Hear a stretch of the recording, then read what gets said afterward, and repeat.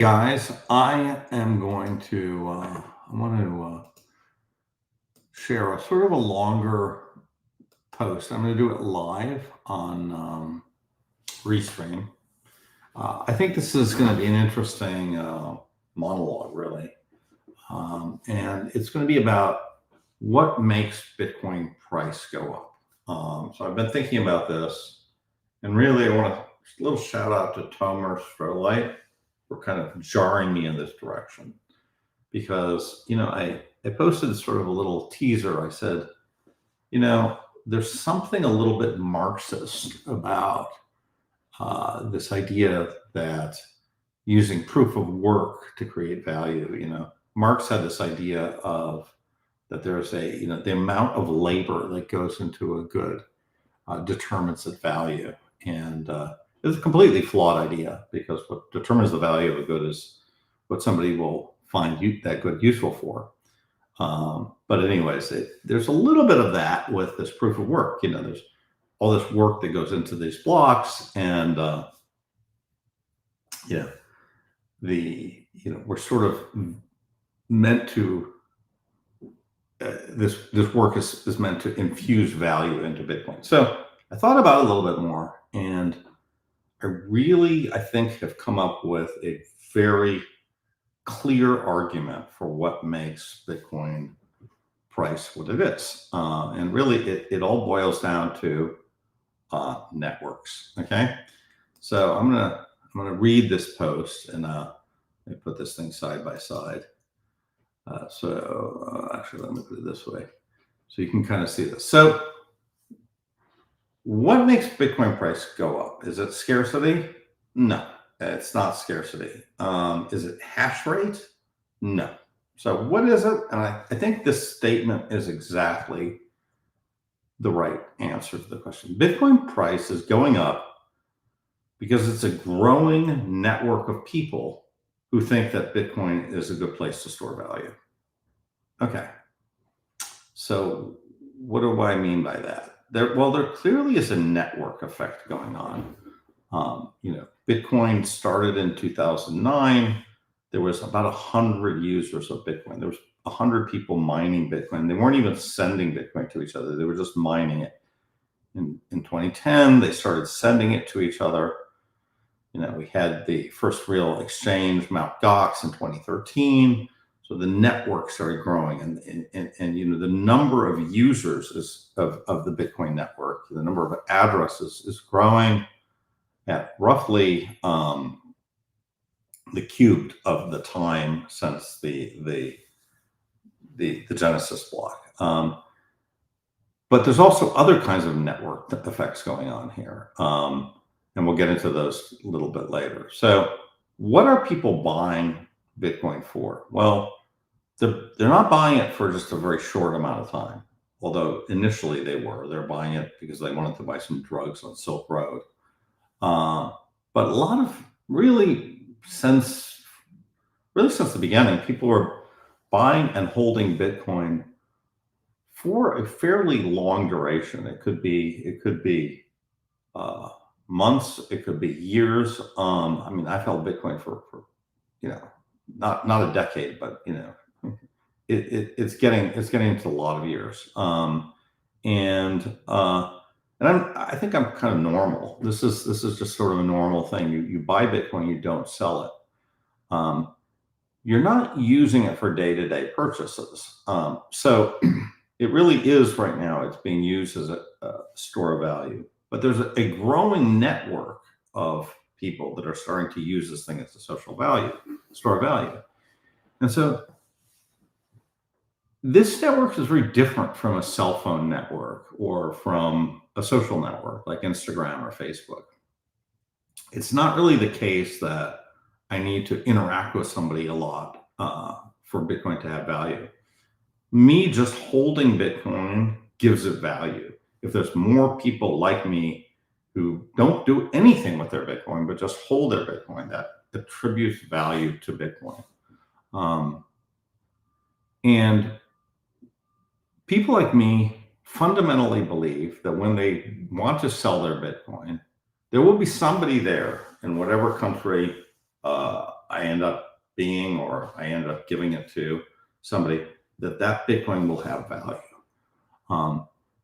Most of us believe that it'll have more value than what it has today, but some of us just need to make sure that it doesn't go down in purchasing power. So if you're living in a place like China or India, and you're not really happy with the kind of the government or the banking system or just the entire country, you want to get your money out of the country. You don't necessarily need it to grow in value, grow in purchasing power. You just need to have it not go down.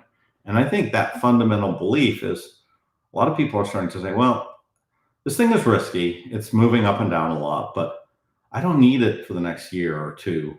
I don't need that money. And I think it might be a good place to just park it for a period of time. And I may end up moving from India to the US. I may have a daughter who's going to go from Shanghai to NYU, and she needs to be able to use it.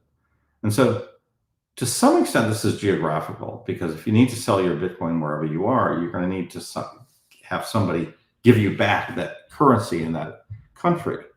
It could be USD if you're in the US. It could be fiat in India. It could be so. The rails there are important. Eventually you'll be able to buy things like houses directly with your Bitcoin. And so as this network of Bitcoin believers grow, all the other parts of this world grow. So fiat rails grow, exchanges grow, banks grow. We're going to see in the US the ability to take your dollars in your bank account and get USDC, and then take that USDC and swap it for Bitcoin, or take Bitcoin, swap it for USDC, and then move it back to Bitcoin, to the bank system, or even maybe buy Bitcoin directly in your bank. So all these things are coming, and all of these things contribute to the network effect of Bitcoin. So what about scarcity? Okay, so scarcity is really a necessary, but it's not a sufficient condition. So if something's not scarce, it's not going to stay valuable for long. So there was this island of Yap in Micronesia, and they had these Yap stones, which were very scarce because there was a very limited supply of this limestone that was needed to make them. And so then it was hand delivered from some other island. And so they carve it and they make these Yap stones. But eventually the British came around and they realized that they could just take a steamer and move some of these Yap stones in. And then all of a sudden, they had their local currency. And so the price of the Yap stone, the value of Yap stones kind of went down. So, scarcity is needed, it's necessary, but it's not sufficient. So if you look at, Bitcoin Cash, it has almost the same code base as Bitcoin. Same with Bitcoin SV and all the other forks of Bitcoin. But because they have the same code base, or close to the same code base, it doesn't mean they have the network effect. So, in 2017, at the end of 2017, when we forked over to Bitcoin and Bitcoin Cash, we had sort of a VH1 versus Betamax situation, and Bitcoin Cash ended up being Betamax. Is it better? I don't know. You could argue maybe that the bigger blocks would have been fine. You can argue the opposite. It doesn't matter, because the world chose VHS. The world standardized on Bitcoin. So Bitcoin Cash ended up not really working. And the Bitcoin Cash relative to Bitcoin is a straight line down. So the flaw in thinking about scarcity is you're looking at a necessary and not sufficient condition. So this entire stock to flow model that was popular, actually starting in around 2019, was basing everything off of scarcity. And Giovanni sensed this was flawed. Others sensed it was flawed. Corey Klippstein sensed it was flawed. And now the model is clearly mathematically broken, completely mathematically broken. It doesn't hold up. It was changed. It was tweaked. But it was conceptually broken right from the start, because scarcity is not what drives value. What drives value is the network, and so that's really the key. And I think Rob from our spaces, Silicon Valley Rob, kind of really nailed this. He's like, look, I've invested in a lot of businesses. We've invested in a lot of businesses in Silicon Valley. It's all about networks, and this is no different. It's a network. It's a network of people who believe in this as a store of value. That's what it is. What about hash rate? Well, a lot of people look at hash rate and they're like, wow, the hash rate's going up. That means the Bitcoin price has to go up. Well, nah, hash rate does make the network more secure. And so you might think there's a relationship where hash rate is driving Bitcoin price. And I've argued with this with Giovanni. I mean, to the point of like, I had to eventually ban him. But Bitcoin price plus technology drives hash rate. It's not the other way. There's a flow of causality between Bitcoin price and hash rate, and not hash rate to Bitcoin price. And if you think about it, nobody is buying Bitcoin just because we hit one zeta hash. It doesn't matter to the average person buying it. Just think of some guy in China buying Bitcoin. He's not going, let's check the hash rate today. Hash rate's higher. I'm going to pay more for that Bitcoin. No, that's not what you're doing at all. It's just, you're going to be going into the network, whatever the network price is, and you're going to be buying it at that price. So at the end of the day, what's driving all of this is we have a network effect of end users. And so, it's every single day, there's some new person, some new Fred Krueger that's coming in and going, wow, this Bitcoin thing really makes sense. It's magic almost. And, I can put Bitcoin out of government control. Lots and lots of people seem to be adopting this. The Satoshi origin story is amazing. The more I find out about it, the more I love it. I get these 12 words or these 24 words, and I can hold my Bitcoin, and I can walk across borders and everything. And it just works, right? And it 100% works. I learned how to send Bitcoin, like Gladiator just recently learned. And it's magic. Once you really understand it and it hits you, you're like, oh wow, I love this. And that's why Ben and I wrote this big Bitcoin book, because we just really felt like we had this kind of magic philosophical stone that we were just, we totally love Bitcoin, okay? And that story just gets spread. It's sort of like a meme idea, right? It's like, some of these ideas like democracy were like that, right? These ideas spread. They spread really in France, right? In the salon of the 18th century, and you had the philosophers, they call them, that were basically spreading these ideas of democracy, and then it just kind of spread, and it spread and spread and spread and spread, and then eventually people said, okay, we should get rid of the king, and eventually we should chop off his head, and we should rule ourselves. So democracy is one of those ideas. I mean, whether you like it or not, I think some of these religions are those ideas. Christianity, Islam. These are these ideas. They spread their idea viruses, and I feel like Bitcoin is that kind of idea virus. And Bitcoin Cash, not really a virus. It's not growing. There's no network. Nobody's talking about it. Nobody's building on it. It's not interesting. When I say building on it, there are very few people building on Bitcoin, but there's a lot of stuff that's sort of Bitcoin adjacent, like banks adopting Bitcoin, wallets that adopt Bitcoin. lending platforms that are on Bitcoin. Friend Ben Sigmund's building a fantastic lending program on Bitcoin, which you can read about a little bit on Libre.org. It's coming out pretty shortly. But Bitcoin Cash, no. Ripple, no. Okay, so I think I've covered Bitcoin versus Bitcoin Cash and those kind of things. But what about gold? Well, I think gold's completely different. I think there really is no network of people that are using, that are interested in gold as a store of value. I mean, there are in India, apparently. People are hoarding gold in India. But, I think you certainly don't see it in America. You certainly don't see it among young people. Nobody's interested in gold. But there is one class of people that is very interested in gold, and that's a class that is central banks.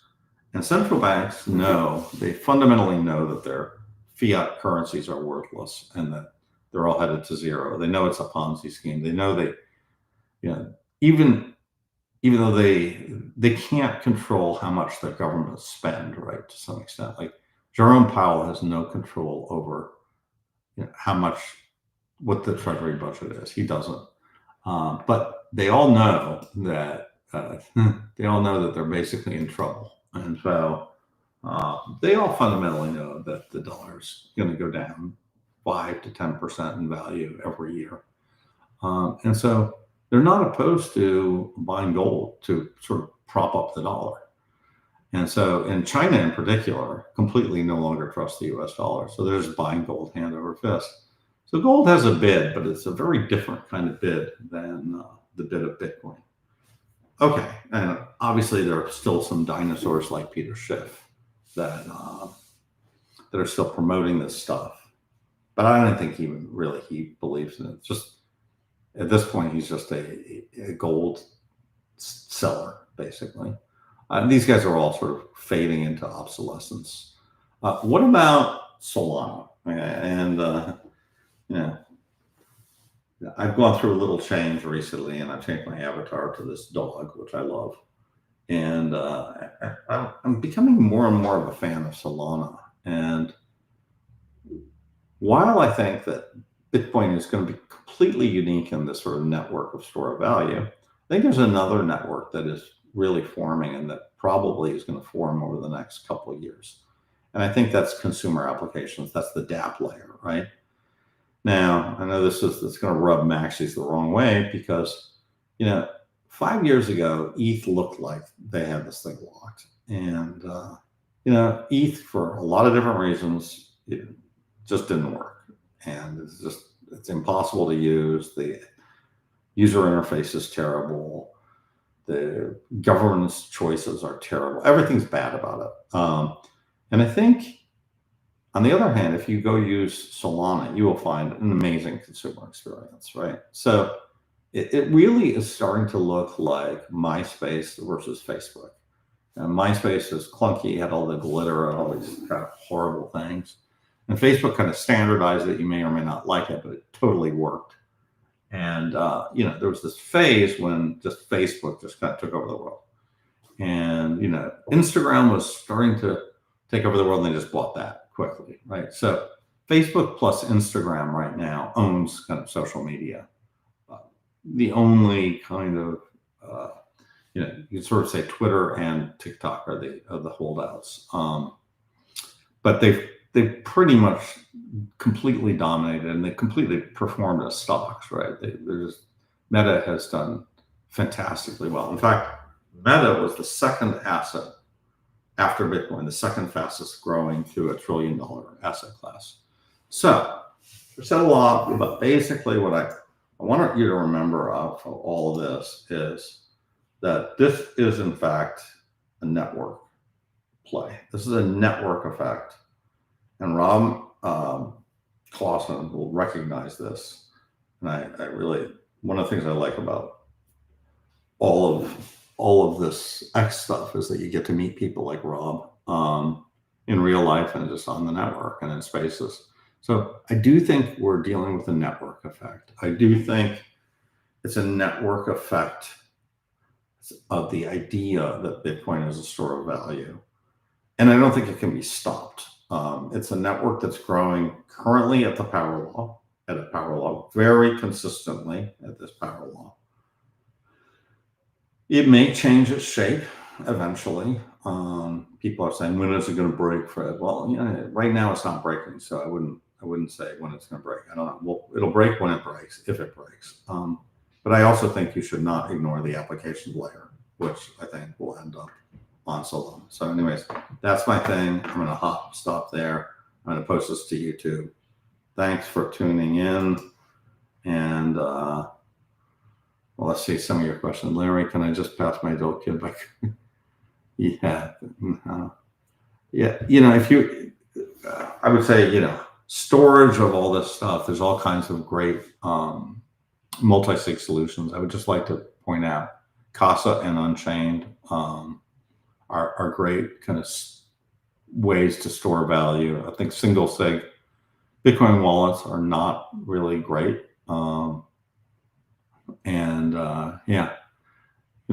That's it. Bitcoin is money. Yeah, Bitcoin is money. I think Bitcoin's money, but I also think we're going to see this other layer of programmable applications, and that's what I think is something to focus on.